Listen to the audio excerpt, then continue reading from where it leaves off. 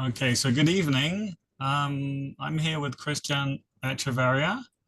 I'm not sure if I pronounce it very well in Spanish, but I'm really honored and excited to be here tonight talking about the social dimension of mental health within a sort of multi-level holistic approach.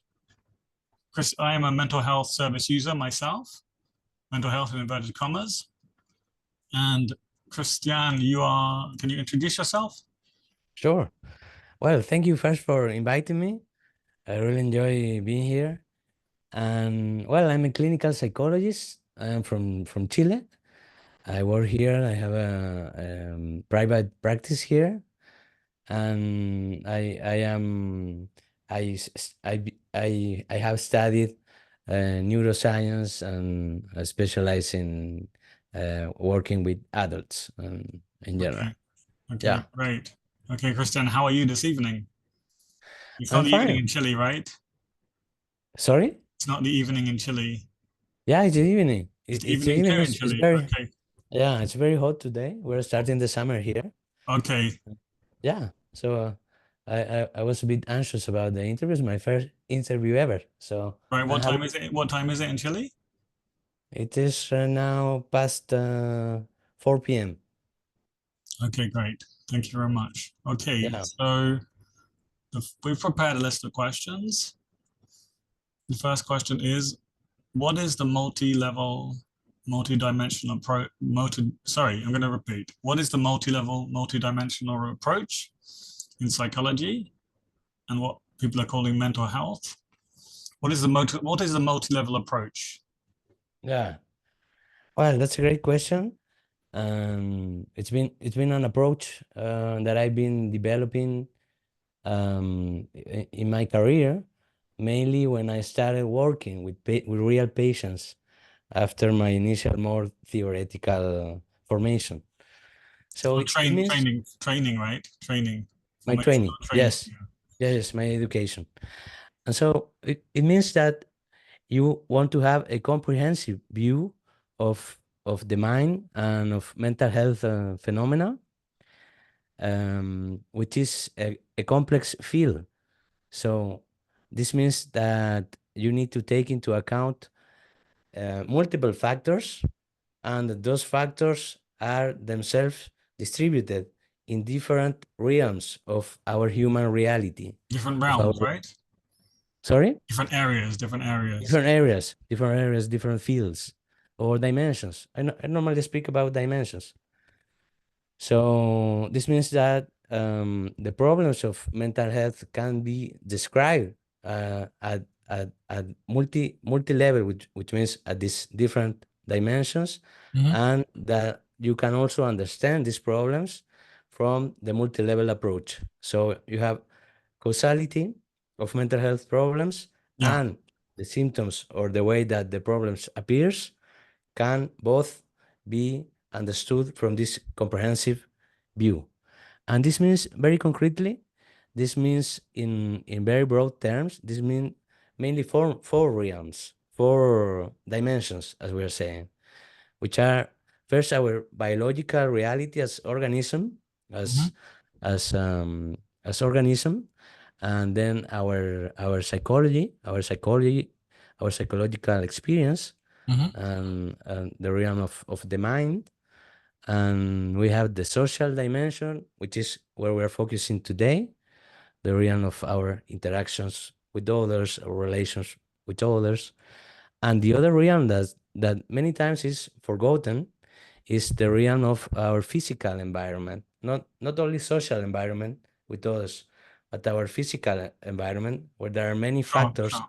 Mhm. that interact with our bodies, and in this way they affect our nervous system, and from there they produce an effect on the mind, which might appear as a mental health problem, for So you're example. talking about, for example, if it's noisy, for example, could that be an example? Noise, If it's noisy, yeah.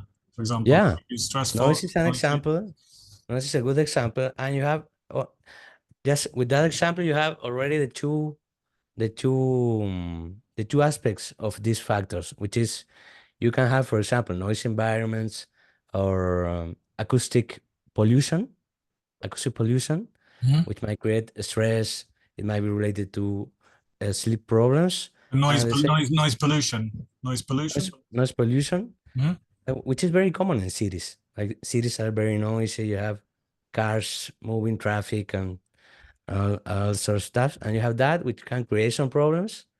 And you also have a therapeutic intervention based on noise, which is sound therapy. There are some research about the benefits of music, and for example, there is a growing field of using sounds as therapeutic agents, for example, Sure. for sleep, for improving your cognitive performance. I have there binaural sounds and other types of sound that are being used Mhm. in that way. And you can say the same about food, about light, about the nature of our environment, for example, how much we expose to nature, natural environments. Mhm. All there is a list of factors there, and they So, have for been example, very doing exercise or something would be very good for exposing to a natural environment. exactly. Now, exercise is complex because it's a behavior, so it doesn't only reduce to a physical environment factor, because it's more a behavioral factor that is part of your lifestyle, and you can effectively interact with some physical objects during exercise.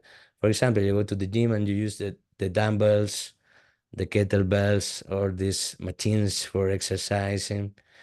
But look, this is an important point because what you're asking, because these dimensions, of course, they are not clearly distinct completely from each other. They have intersection points, they overlap.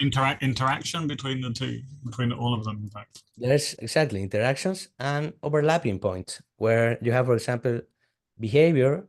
It's very difficult to place it just in one dimension because you have a psychological element, of course, which might be like your goal, your purpose in the behavior, and you have a biological level because to behave you need to transfer that purpose to your real body and Mhm. move your limbs, move your body in the space. And in that space, you might interact with some environmental physical factors such as objects or, as we were saying, light, sound, etc. Mhm, mhm. Yeah. And I So suppose that's it. you're also interacting with other people as well. Exactly. And that's where you can introduce the social dimension, which we are focusing today. The idea is that the mind is connected with the body. We can speak about that if you want to clarify that connection, and that body and mind, they are not a closed sphere. They are open. Mhm, So the body is open to the environment, as we were saying, and in the environment, as you were rightly observing, there are other bodies connected to other minds. So this creates a pattern of interactions and where we form relationships too. So that's the mhm, social mhm, dimension is the realm of interaction, relations between bodies and mind, body-mind systems, if you might call it like that. mhm, And mhm, this creates history.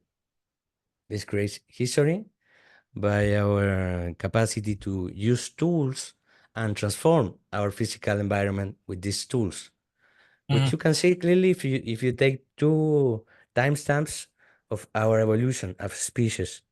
We were back in the time where we started. We were in the, how do you say it in English, Paul? In The the outback savannah. or in the savannah, In the yeah, savannah, African exactly. savannah, We're in right? the savannah, and now we live in buildings in a urban environment. We have this technology. For example, this talk would have been impossible. Some not Absolutely. many years I'm in ago, the like three UK. decades ago. Mhm. I'm in the Exactly, UK. You're in Chile. Absolutely. exactly. So by this interaction between bodies and minds, we have created some new objects in the world.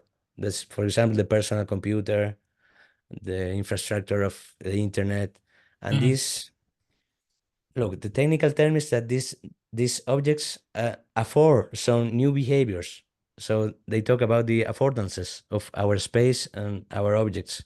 So they afford new behaviors that are related to a new form of a material object that we created as a byproduct of our social interactions in history. Right, right. The technical term is affording new behaviors. Affording new behaviors. Exactly. This comes from evolutionary psychology, and they speak about affordances of the space, how the space, and this is another form in which the physical environment interacts with our body and our mind, is that the physical environment Mhm, affords or allows for some behaviors mhm, and not others. mhm. So, for example, in mental health, they speak about well, no, more like in health in general. They speak about obesogenic neighborhoods. Can you repeat the word? Sorry. Obesogenics. That means that they Obesogenic. create they are they produce obesity. Right. Uh, Okay. Okay. you know what I mean? Mhm, So, so that they don't have too many green areas, as you were saying, areas for exercising.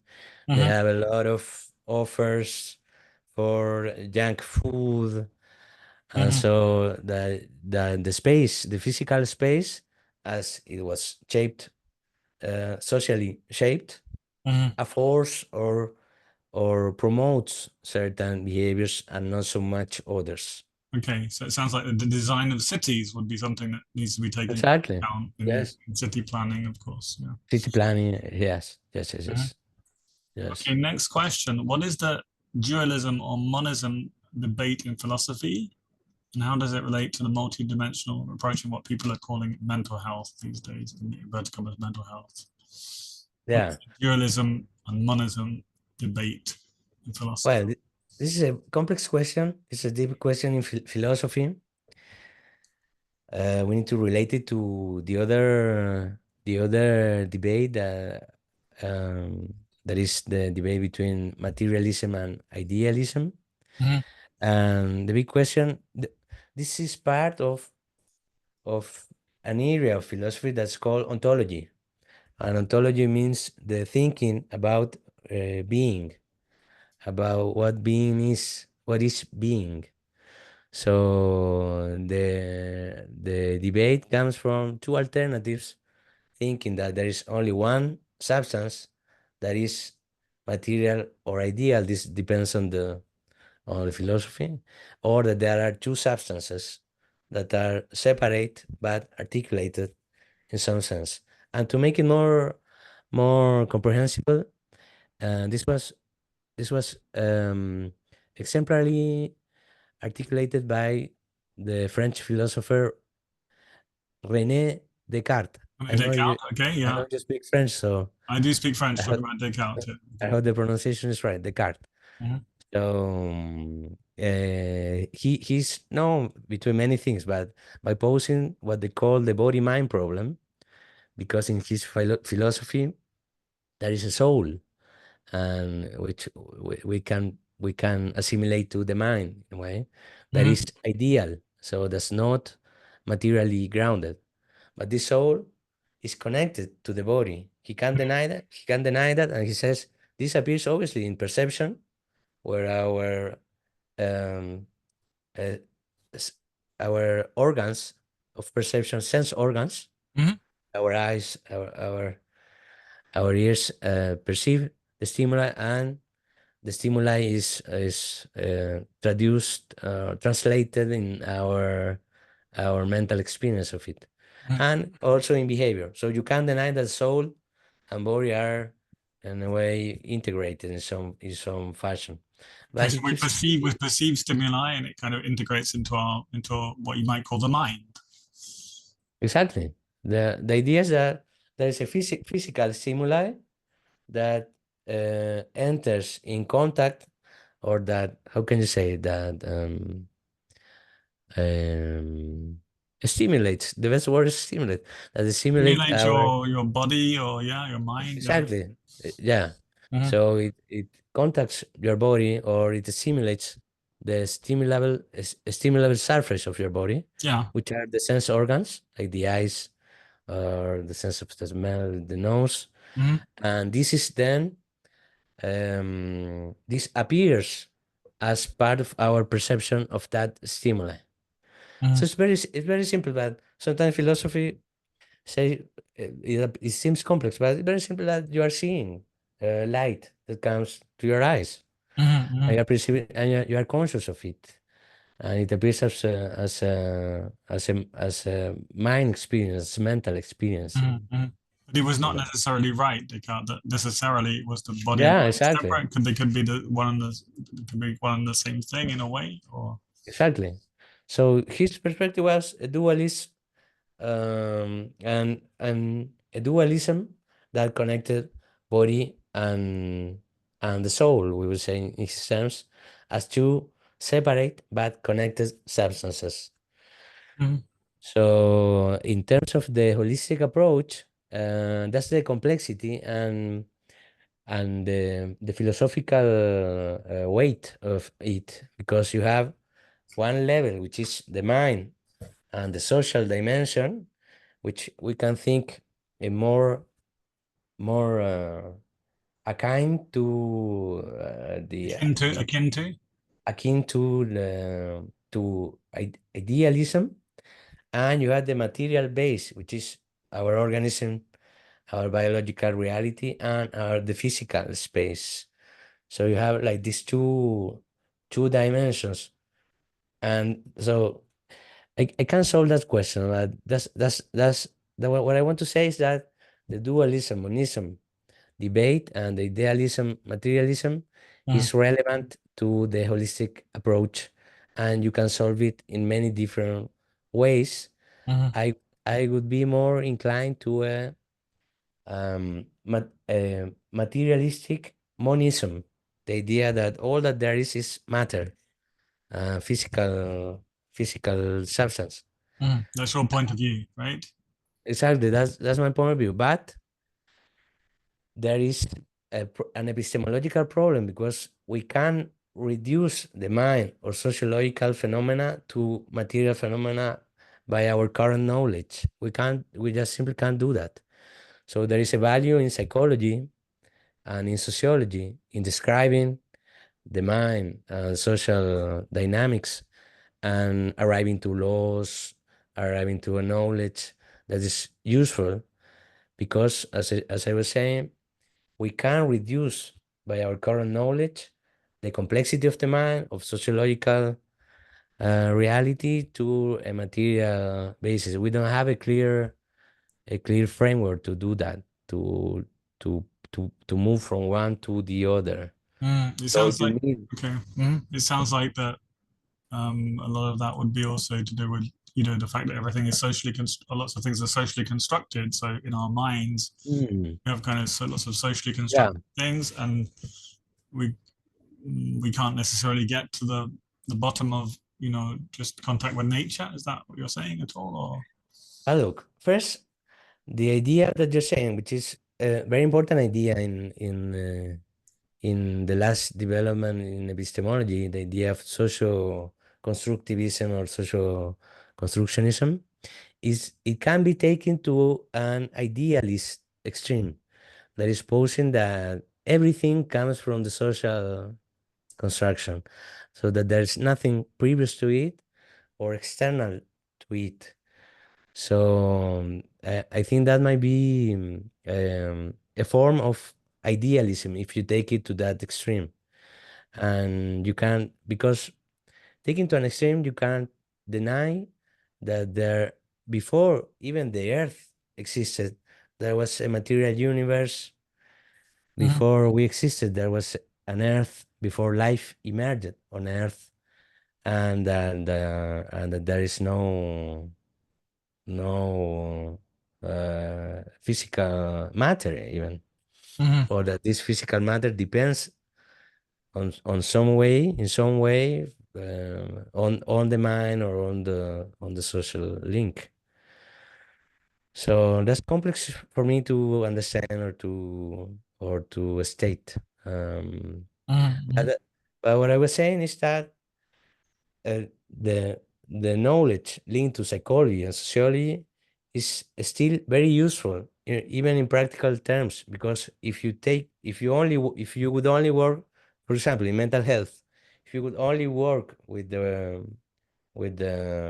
material knowledge about the brain, the neurosciences, you couldn't really understand what's going on in mental health problems.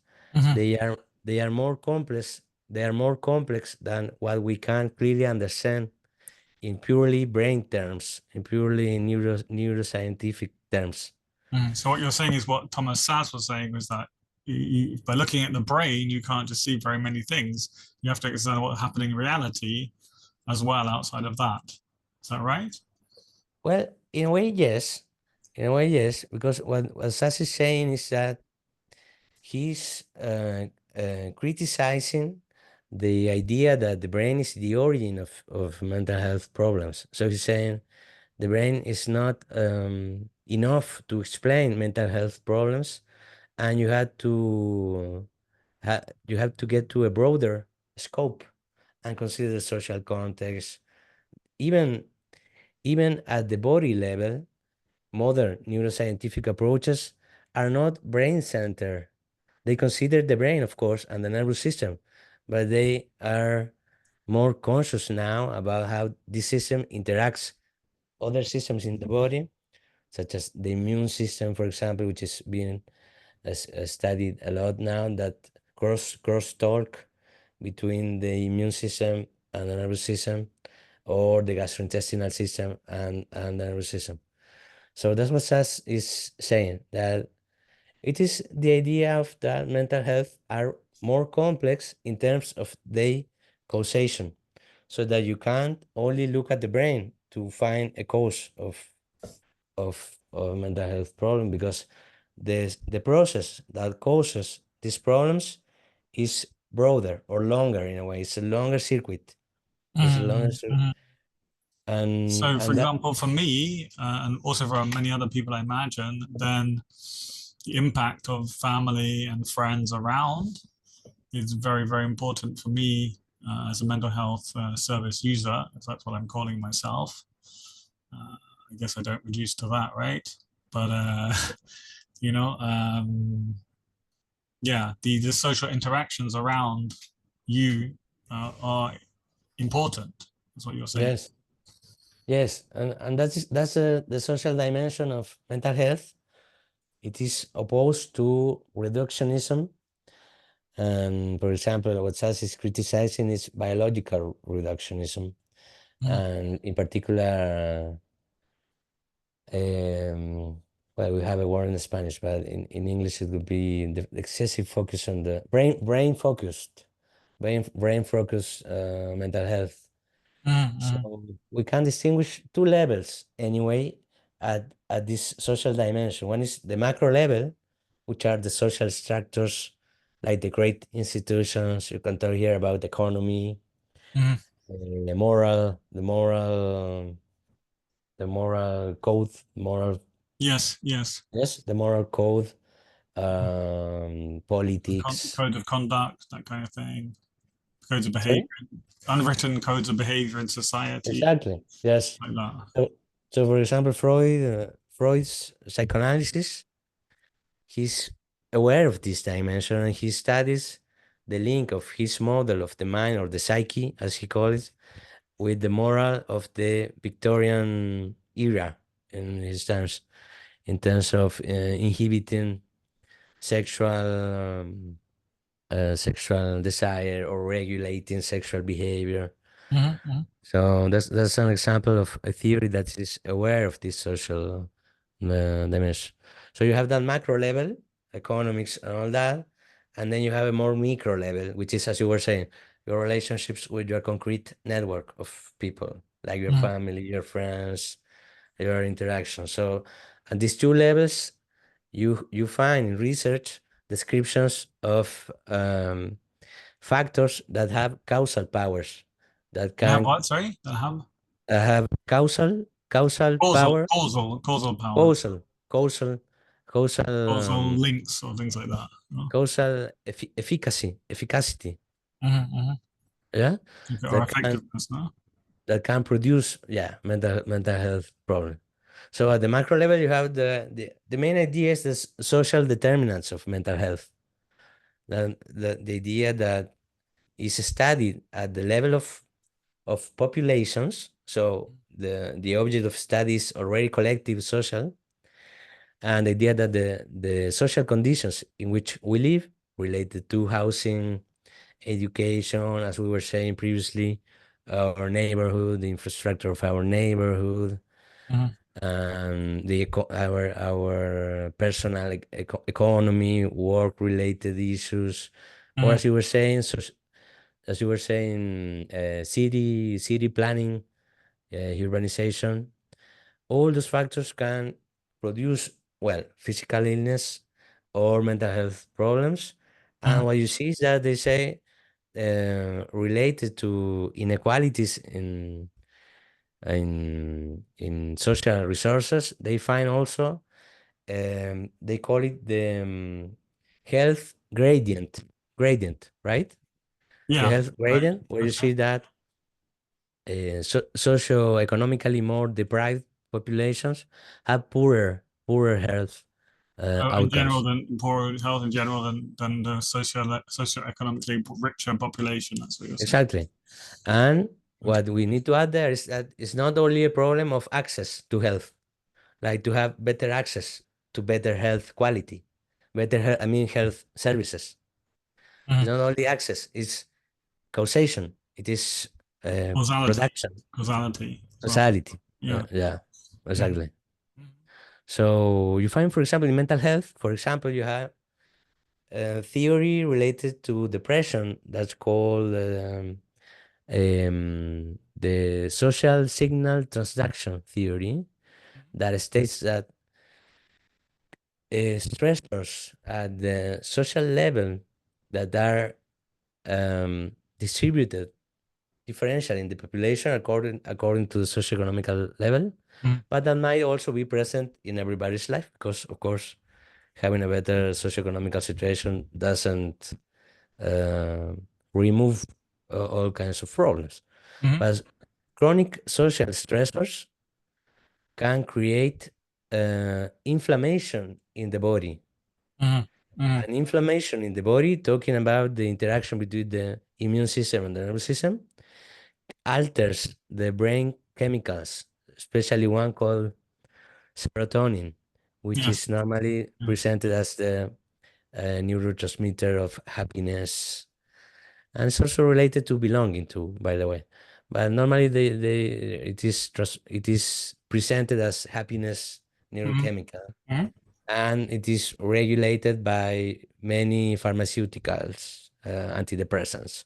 Mm-hmm. So what I was saying is, so you have social stressors, inflammation in the body, Mm-hmm. and inflammation interferes with the synthesis of serotonin, so that you have less serotonin available for brain neurotransmission, and this at the level of the mind, and of course it has also a body level, appears as depressive symptomatology.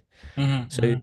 you have that theory is very interesting, because it draws like a full circuit between the social factors, uh, how it translates into the body, Mm-hmm. and how from the body Mm-hmm. to the nervous system, it appears as mental symptom. Mm-hmm. Of course, it's not purely mental, because depression is not purely mental, but it appears as in part as a mental symptom, or Mm-hmm. factor. Mm-hmm. Okay.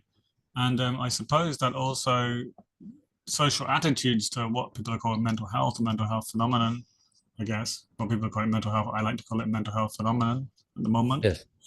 Are, or, are important, people's attitudes, right? Yeah. In society. Yeah. Totally. And I remember, well, we spoke previously about. I know you're working about on stigma. Right. Um, That's a great topic. That's related to what you're saying. There are many levels in this. You can say that these attitudes might ground some behaviors that produce discrimination, segregation, exclusion, might lead to social isolation of the patients, and this is very problematic. I remember when we spoke, we called this like a secondary suffering that is added to the mental health problem that the patient already had. Yeah, and often Yeah. it can be, I think, very, very much a big problem. It used to be for me, not anymore, but it used to be for me, Yeah. really. So I have one more question or a few more questions. What are some of the big ideas that we can include within the thinking about the social dimension of mental health? What are the big ideas we can include within the thinking of the social dimension of what people are calling mental health? Yeah. Well, I think I was thinking about this, and I think there are five main factors, at least for me.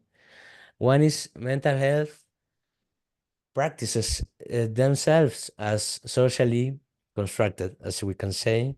So they speak here about this psy discourses, psy practices like psychiatry or psychology, and their role is defining what is a mental health problem, what isn't. In more classical terms, we can say they divide or they draw a line between what's normal, abnormal. So in Mm, this way, they they they create in a way mental health problem, but in a formal sense, in the sense that they give the blueprint of the problems. And this is concretely, this is, for example, what you find in DSM, the diagnostic manual, that's used worldwide. I think it depends on the APA, the American Psychology Association or mm. Psychiatry Association. And that hasn't always been correct, right? The DSM. Well, it's been subject to historical change. For example, at the end of the 20th century, homosexuality was still considered a pathology in that diagnosis within that manual. And then there was a political movement related to gay freedom, gay rights movement, as it was called at that time. Mm, There was a political pressure on the association, and this has led to an internal process where they even voted about it. It was a sort of political also um, movement in the association, and they decided to remove it from the manual. So from today's standards, the fact that homosexuality was considered a pathology it appears as at least criticizable, and you can speak there about the pathologization of homosexuality related probably to social control, and mm. once you include it in the manual, of course, then the therapeutic task would be to resolve homosexuality, Sure, change sure, which is that. obviously problematic these days, right? Yeah. Coming back to the big ideas that you were talking about within. So the second one is what we already spoke, which is social factors as causing mental health problems. We already spoke about that, social determinants of health, etc. And the other dimension is also in psychopathology, where there are symptoms that are very connected to the social dimension or the social functioning of the person. So there you have, for example, social anxiety, Mhm, autism spectrum disorder, negative symptomatology in schizophrenia, for example, social isolation in depression. So where the social function or the social interaction appears as problematic and as part of the symptoms of those mental health problems. mhm. And the last dimension I would say is psychotherapy itself as a social act of intervention. It is at least always two persons, two bodies, two minds interacting. And we can speak about individual therapy, but I think that's a misnomer because there are always two, at least one is the therapist. Yeah, sure. And And I the last definitely one, I want a therapist like that, right? Who considers that to be the case myself. yeah, exactly. Yeah, and, well, we could talk about that because obviously that comes from some ideas about the role of the therapist and how what's his role in the therapy and all that. And the last factor, sorry, because I say four and I say I would say five. The last one is the mind and psychology itself as a historical, socio-historical phenomena, which means that the mind is affected by the social history and the new social phenomena influences and produces new mental phenomena. As we were saying previously, for example, we created the personal computer, we created the screen, and this is not something that doesn't affect, I mean, affect in the neutral sense that has an impact, an effect on our mind or our brain system. For example, to put it very concretely on simple terms, blue light from a screen alters our circadian rhythms, the rhythms of the body, for example, for sleeping and other stuff. And uh, we are speaking about epidemics of insomnia that in part is related to those environmental physical changes and their impact on our mind and our bodies. Or, for example, they speak about lower attentional spans due to the use of the phone and social media. So, yeah. All right. Well, thank you, Christian. I think we've got like about a minute left, so I think we're gonna have to stop there. But we're gonna Yeah. do part two, right? We're gonna do part two Yeah. sometime We can soon. have a part two because there are many topics that we can speak within this. And we can speak about more particular topics such as stigma, as you were saying. I Mhm, would love to speak more about reductionism. That's a big topic. mhm. And ideology related to psychology. So there are many topics. I hope we'll have part two. Today was more general, a general view. Okay, great. Thank you, Christian. Thank you. I'm gonna stop recording now. Thank you. Oh, Paul, Wait, uh, sorry. we will put my social media on the Yes, show yes. Oh, notes yes, of course. so that Yes, people yes. Very important. can can connect with me. Absolutely. And I'll put mine too. Thank you. Okay, great. Thank Thank you. you very much, Paul. Cheers. Bye bye. Thank you.